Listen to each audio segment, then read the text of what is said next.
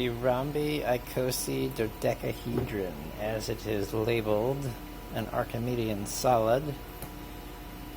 It is composed entirely of equilateral triangles, squares, and pentagons.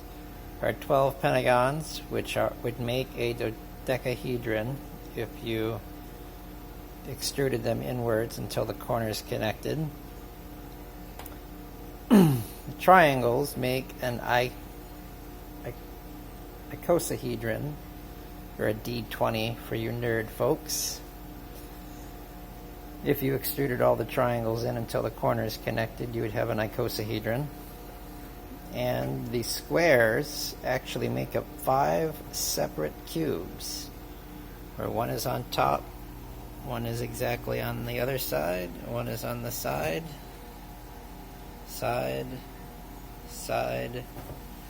and sitting on the bottom.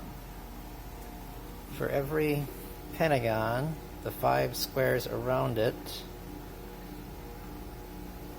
make up its own individual cube, if you were to truncate and cut all the corners off and just keep a small sliver of the face.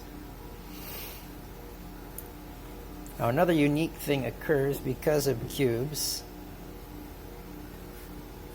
If we take the point of view from a cube and we take note of the triangle in this position and in this position, so you skip one in a pentagon and you go around, there are 4 of them, and if you connected the 4 on the top to the 4 on the bottom, you would have an octahedron, but they're slightly twisted, they're turned.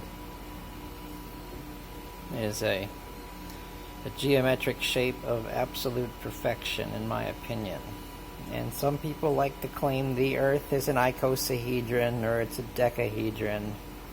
I think it's a rhombicosidodecahedron. And every point and face, if you laid a map of the Earth over it, would correlate to some sort of point of power or focus of geological energy of the planet. And I also have a theory or an assumption. I think this just because it's so pretty.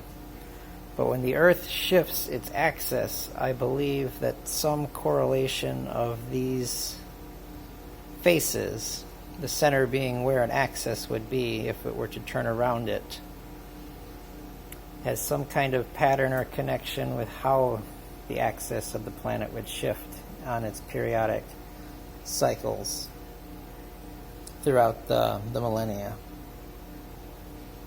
So, Rhombicosidodecahedron, super duper awesome shape. I'm going to call it a Pylanet, but that's for product and marketing purposes.